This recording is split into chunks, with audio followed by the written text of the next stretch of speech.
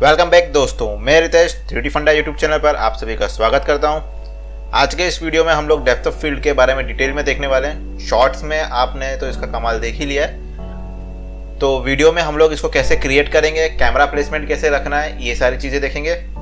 चलिए आज का वीडियो स्टार्ट करते हैं।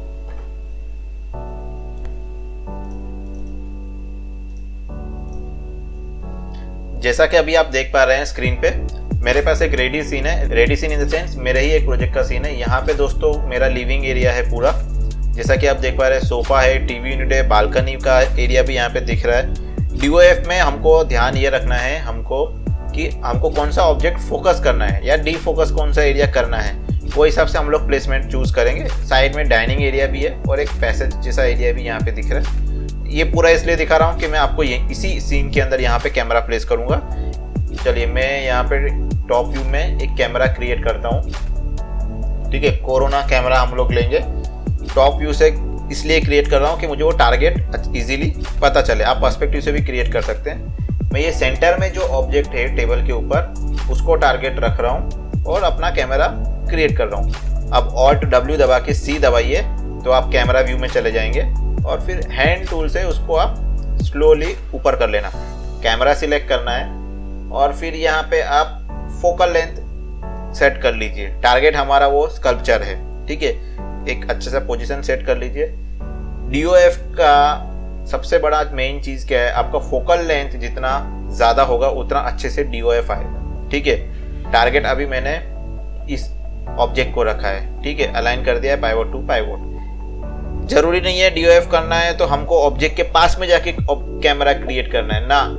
हमको ऑब्जेक्ट के पास नहीं जाना है, बल्कि हमको फोकल लेंथ के थ्रू कैमरा को सेट करना है। ठीक है, तो यहाँ पे मैं फोकल लेंथ के थ्रू कैमरा सेट कर रहा हूँ। 80-82 समथिंग सेट हो जाना चाहिए। हमको एक फ्रेम अच्छे से मिल जाए, बस वो फ्रेम हम देख लेते हैं। ठीक है, चलिए अब क्या करना है, ये थोड़ा सा इसको सेट कर लेते हैं। ये ऑब्जेक्ट हम यहाँ से क्या हमको 3 लेयर का डीओएफ मिल सकता है। बैकग्राउंड हम लोग ब्लर करेंगे, फोरग्राउंड रन करेंगे और बीच का एरिया हमारा फोकस में रहेगा। कैमरा को नाम मैंने रीनेम कर दिया है और मैं अब इंटरेक्टिव स्टार्ट करता हूँ। ठीक है, चलो इंटरेक्टिव में हम लोग देख लेते हैं कि कैसे क्या रहेगा सीन। कैमरा के मॉडिफायर में हम लोग डेप्थ ऑफ फील्ड ऑन करते हैं। अब डेप्थ ऑफ फील्ड ऑन तो कर दिया है, ठीक है, लेकिन डिस्प्ले में नहीं आ रहा है।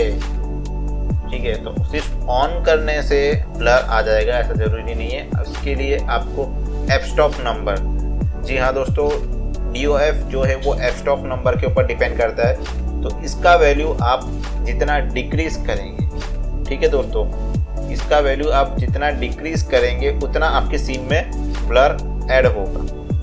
ठीक है, ये एफ नंबर या एफ स्टॉप, ये जो वैल्यू है ये डीओएफ के लिए जिम्मेदार होता है। जितना अगर आपको सीन में ब्लर ज़्यादा चाहिए तो आपको ये जो पर्टिकुलर वैल्यू है इसको आपको कम करना पड़ेगा। देखिए रीजन में आप देख पा रहे हैं कि पर्टिकुलर जो मेरा स्कल्पचर का एरिया था वो क्लियर है और उसका बैकग्राउंड और उसका फोरग्राउंड, मतलब कि उसके आगे के ऑब्जेक्ट और उसके पीछे के ऑब्जेक्ट ब्लर है। मैंने एफ स्टॉप वैल्यू और भी कम कर दिया जिससे आपको ज़्यादा अच्छे से पता चले। ठीक है, अब 1 एफ स्टॉप वैल्यू है तो देखो आगे का एरिया पूरा ब्लर हो रहा है और पीछे का एरिया तो काफ़ी हद तक ब्लर हो चुका है। आगे भी जो हमारा प्लांट था वो प्लांट पूरा ब्लर हो गया है और ऑब्जेक्ट हमारा जहाँ पे हमारा टारगेट था वो पूरी तरीके से अभी क्लियर है। ठीक है, पीसी का कॉन्फ़िगरेशन दोस्तों अच्छा होना चाहिए, नहीं तो ये रेंडरिंग में टाइम लगाएगा। ठीक है, ये तो दोस्तों अब यहाँ तक आपको क्लियर है। टारगेट मेरा यहाँ पर है तो ये ऑब्जेक्ट हमारा क्लियर है। ठीक है, अब इसको मेरे को ओवरराइड करना है। ठीक है, तो मतलब ओवरराइड करना है मतलब कि मुझे फोकस को अपना चेंज करना है, तो मैं ओवरराइड फोकस कर दूंगा ऑन। जिससे होगा क्या कि मेरा भले टारगेट वहाँ पर है लेकिन मैं ओवरराइड फोकस के मदद से वहाँ पे जो वैल्यू है उसकी मदद से मैं अपना जो फोकस है वो शिफ्ट कर सकता हूँ। तो अभी मैंने डिस्टेंस दिया है 0.3 फीट। देखिए जैसे जैसे मैं डिस्टेंस को इंक्रीज कर रहा हूँ, आप टॉप व्यू में देख पा रहे हैं कि एक जो कैमरा का जो लेंस है वो आगे बढ़ते हुए दिख रहा है, मतलब वो जो लाइन है वो आगे बढ़ते हुए दिख रही है। अब इस पर्टिकुलर लाइन को हम जहाँ पे भी सेट करेंगे हमारा फोकस वहाँ हो जाएगा। टारगेट भले हमारा उस ऑब्जेक्ट पे रहे, लेकिन मैंने अभी ओवरराइड कर दिया है, तो वो क्या हो रहा है, मैंने ओवरराइड करके उसका डिस्टेंस दे दिया 10 फीट, मतलब कि वो 10 फीट पे मेरा एक प्लांट आ रहा है। तो ये प्लांट अभी क्या होना चाहिए कि फोकस में होना चाहिए और बाकी सब कुछ ब्लर होना चाहिए। सिंपल है दोस्तों, इसमें कुछ भी इतना कॉम्प्लिकेटेड नहीं है। तो अब देखिए वैल्यू, अभी हमारा वैल्यू हमने 10 फीट किया, मतलब 10 फीट के डिस्टेंस के ऊपर हमारा प्लांट आ रहा है। मैंने टॉप व्यू से सेट किया था, तो 10 फीट के एरिया में जितना भी होगा वो हाईलाइट होगा। नीचे है ऑब्जेक्ट। अब ऑब्जेक्ट के अंदर क्या है दोस्तों कि मैं जो ऑब्जेक्ट को पिक कर लूँगा, मतलब कि यहाँ पे मैंने उस ऑब्जेक्ट सिलेक्ट करके वो हमारा जो स्कल्पचर था उसको मैंने पिक किया है। तो सेम चीज़, मेरा जो ऑब्जेक्ट मैंने हाईलाइट किया है, मतलब पिक किया है, वो क्लियर रहेगा और बाकी पूरा सीन हमारा ब्लर रहेगा। ये बहुत ही यूजफुल ऑप्शन है। अगर मेरा कोई ऑब्जेक्ट मूविंग है, वो मूविंग कार है, तो वो कार जहाँ जहाँ जाएगी, या ये ऑब्जेक्ट अभी मूविंग है, ये ऑब्जेक्ट जहाँ जहाँ जाएगा हमारा फोकस वहाँ पे होगा और बाकी का एरिया ब्लर रहेगा।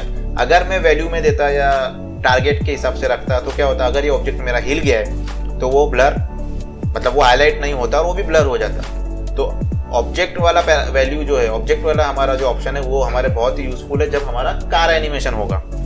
ठीक है दोस्तों, या कोई भी ऑब्जेक्ट एनिमेशन में होता है तो मैं उसको ऑब्जेक्ट को पिक कर लेता हूँ, तो वो ऑब्जेक्ट पर्टिकुलर जहाँ पे जाएगा वो हाईलाइट ही रहेगा, बाकी एरिया पूरा ब्लर रहेगा।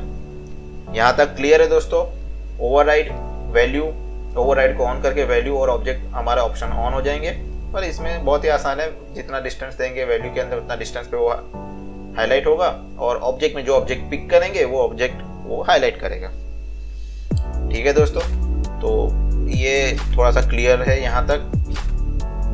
वीडियो आपको समझ में आ रहा है दोस्तों, तो चैनल को सब्सक्राइब जरूर कर दीजिए।